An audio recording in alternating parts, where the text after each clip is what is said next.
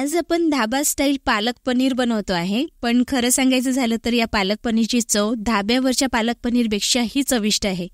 आणि यासोबतच नान बनवतो आहे, सोबतच जिरा राईस सुद्धा बनवणार आहोत. लगेच सुरुवात करूया. यासाठी मी पालक घेतलेली आहे. पालक फ्रेश घ्यायची आणि मोठी मोठी जी पानं असतात ती घ्यायची आहे. मी 5 लोकांसाठी पालक पनीर बनवते आहे. त्यासाठी मी 1.5 किलो पालक इथे घेतलेली आहे. तर पालक आपल्याला ब्लांच करायची आहे. फक्त 2 ते 3 मिनिट उकळायची आहे पाण्यामध्ये आणि नंतर याला गरम पाण्यामधून काढून गार पाण्यामध्ये घालायची आहे. पालकचा रंग जसा डार्क झाला तसंच पालक गरम पाण्यामधून काढून गार पाण्यामध्ये घालायची. मसाला तयार करण्यासाठी पॅनमध्ये 1 चमचा तेल गरम करायचं. यामध्ये जिरे घालायचं आहे, 1 कलमीचा तुकडा, दालचिनी घालायची आहे, तेजपान घालायचं, मोठी विलायची, स्टारफूल, 3 ते 4 लवंग, 5 ते 7 मिरे घालायचे. मसाले अगदी मंद आचेवर परतून घ्यायचे. यामध्ये 2 मोठे चिरलेले कांदे परतून घ्यायचे आहे. कांदा आपल्याला लालसर होईपर्यंत परतायचा आहे, तेव्हाच या मसाल्याला छान चव येते. आता कांदा लालसर झालेला आहे. यामध्ये 2 ते 3 लाल कलरचे टमाटर घातलेले आहे. कांद्यापेक्षा 1 टमाटर जास्त घालायचं आहे. आता झाकण ठेवायचं. टमाटर सॉफ्ट होईपर्यंत आपण शिजवून घेऊया. आता जी पालक आपण गार पाण्यामध्ये ठेवलेली होती त्याला पिळून घेत आहे आणि मिक्सरमध्ये घालून याची आपल्याला प्युरी तयार करायची आहे. बघू शकता पालक प्युरी तयार झालेली आहे आणि रंग बघा किती डार्क ग्रीन आलेला आहे. आता जो मसाला आपण इथे झाकण ठेवून शिजवायला ठेवलेला होता त्यामध्ये 1 चमचा लसूण आल्याची पेस्ट आणि मी कोथिंबीर दांड्यासहित घातलेली आहे. मसाला बघू शकता व्यवस्थित एकजीव झालेला आहे. मसाला आपल्याला मिक्सरमध्ये घालायचा आहे आणि हा मसाला गार झाल्यानंतरच आपण वाटून घेणार आहोत. थोडं यामध्ये पाणी घालते आहे. मसाला मी गार करून नंतर इथे वाटून घेतलेला आहे आणि छान फाईन पेस्ट होईपर्यंत त्याला वाटायचं आहे. तर इथे पालक पनीरचा मसाला आणि पालक प्युरी दोन्हीही तयार झालेले आहे. आता जिरा राईससाठी तांदूळ शिजवूया. यासाठी 1 कप पाणी उकळायला घातलेलं आहे. यामध्ये तेजपान, कलमी, मिरे, स्टारफूल आणि मोठी विलायची घातलेली आहे. पाण्याला खदखदून उकळी आली की 1 कप तांदूळ स्वच्छ धुवून घालायचा आहे. मी रेग्युलर काली मूछ तांदूळाचाच वापर करते आहे आणि तांदूळ आपल्याला जुना वापरायचा आहे. याला बबल्स यायला लागले की अगदी मंद आच करून झाकण ठेवून आपल्याला 2 ते 3 मिनिटासाठी वाफ काढायची आहे. बघू शकता मस्त सुटसुटीत भात तयार झालेला आहे. आता बाजूला गार करायला ठेवूया. इथे मी 1.5 किलो पनीर घेतलेलं आहे. पनीरला या पद्धतीने आपल्याला कापून घ्यायचं आहे. तर पनीर तुम्हाला तुमच्या आवडीनुसार कुठल्याही आकारामध्ये कट करता येईल. तुम्हाला आयताकृती कट करायचं असेल किंवा स्क्वेअर शेपमध्ये कट करायचं असेल तर तसंही करता येईल. छोटे मोठे तुम्हाला कशा आकाराचे क्यूब्स हवे आहे त्यानुसार याला कट करायचं आहे. तर धाब्यावर जेव्हा पनीर घातलं जातं ते कच्चंच घातलं जातं, पण तुम्हाला जर कच्चं पनीर नसेल आवडत तर तुम्ही याला शॅलो फ्राय करून घेऊ शकता जसं मी करते आहे. पण याला खूप जास्त लालसर तांबूस होईपर्यंत परतायचं नाही. अगदी हलका तपकिरी रंग आला की आपल्याला गॅस बंद करायचा आहे. आणि तुम्हाला जर असं वाटत असेल पनीर खूप जास्त वातळ झालं आहे की लगेच याला गार पाण्यामध्ये घालायचं आणि पाणी पिळून काढायचं. यामुळे पनीर जे आहे ते रबरासारखं वातळ होत नाही. फोडणी करण्यासाठी कढईमध्ये मी 2 चमचे तेल गरम केलं. यामध्ये मी बटरसुद्धा घातलेलं होतं. थोडं जिरे घालायचं आहे, 2 चमचे लाल तिखट घालायचं आहे, हळद, सोबतच मी धनेपूड घातलेली होती. तर गॅसची फ्लेम बंद करूनच सर्व मसाले परतायचे आहे, नाहीतर मसाले जळून जाऊ शकतं. यानंतर आपल्याला तयार केलेल्या मसाल्याची पेस्ट घालायची आहे. आता गॅसची फ्लेम ऑन करायची आणि सर्व मसाला व्यवस्थित परतून घ्यायचा आहे. मसाला इथे परतून झालेला आहे. आता यामध्ये मी थोडं गरम पाणी घालते आहे. जी मसाल्याची पेस्ट मी घातलेली होती त्याच भांड्यामध्ये पाणी गरम करून यामध्ये घातलेलं आहे. आता झाकण ठेवायचं, गॅसची फ्लेम अगदी मंद करायची आणि मसाला शिजवू द्यायचा. आता इथे 2 कप मी मैदा घेतलेला आहे. नानसाठी आपण आटा बनवतो आहे. यामध्ये आपल्याला मीठ घालायचं आहे आणि थोडं थोडं करून दही घालायचं आहे आणि दही घालूनच आपल्याला हा डो तयार करायचा आहे. तर इथे बघू शकता डो तयार झालेला आहे. यामध्ये मी अर्धा टीस्पून एवढा बेकिंग सोडाही घातलेला आहे. यामुळे जो नान आहे छान फुलतो.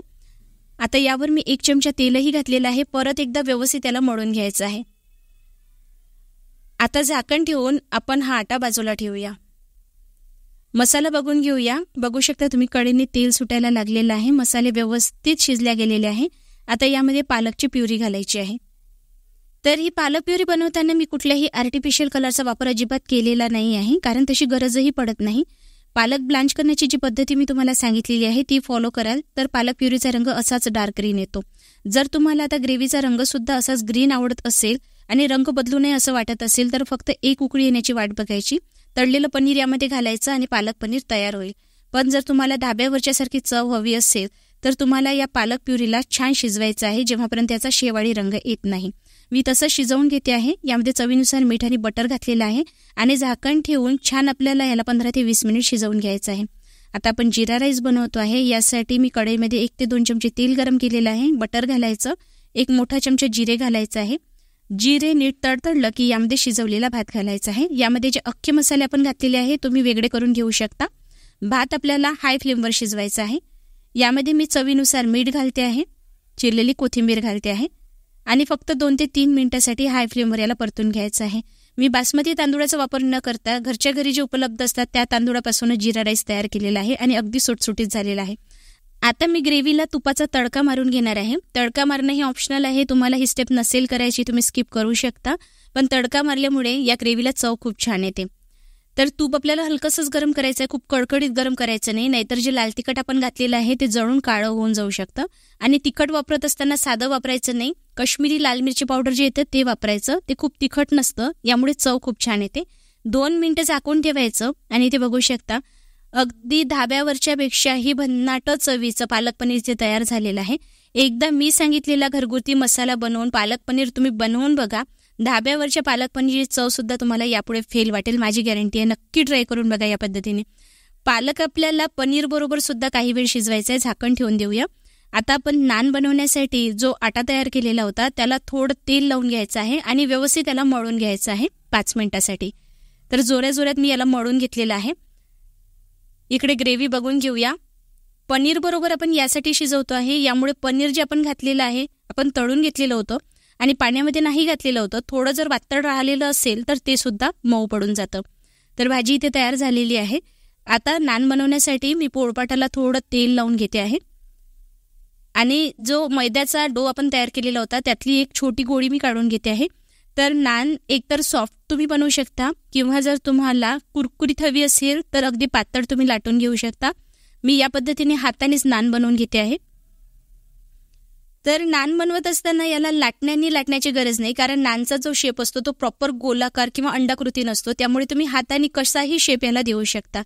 तर नानच्या वरून मी थोडे चिली फ्लेक्स घातलेले आहे, थोडी कोथिंबीर आणि कलोंजी ज्याला कांद्याचं बी म्हणतं तेही घातलेलं आहे.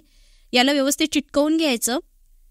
आता नानची जी मागील बाजू आहे त्याला पाण्याचा हात व्यवस्थित लावायचा आणि कडकडीत गरम झालेल्या तव्यावर याला चिटकवून घ्यायचं. तवा खूप गरम आहे त्यामुळे खूप जास्त वेळ याला शिजवायचं नाही. खूप जास्त वेळ जर तुम्ही शिजवलं तर नान लगेच सुटून येईल. लगेच याला पालथं करायचं आणि याला भाजून घ्यायचं आहे. तर या पद्धतीने याला आपल्याला थोडी मीडियम फ्लेमवर मी भाजून घेते आहे, म्हणजे वरील बाजूनी सुद्धा नान व्यवस्थित भाजल्या जाईल.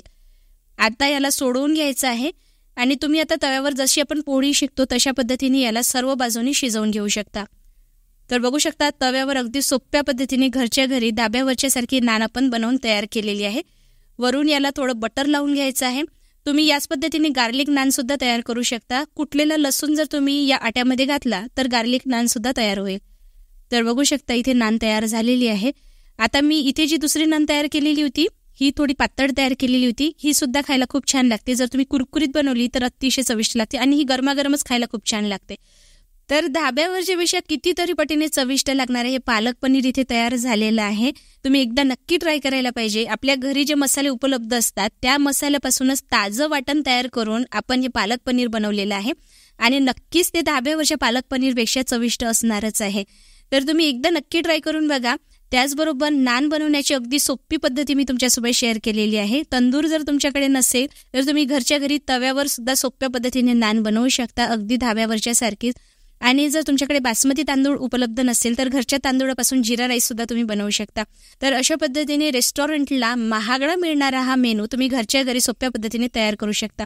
रेसिपी कशी वाटली मला कमेंट करून नक्की कळवा. जर आवडली असेल तर लाईक करा. अशाच रेसिपी पुढे बघण्यासाठी घरोघरी यांना पुन्हा या चॅनलला सबस्क्राईब करा. लवकरच भेट होईल. तोपर्यंत खूप खूप धन्यवाद.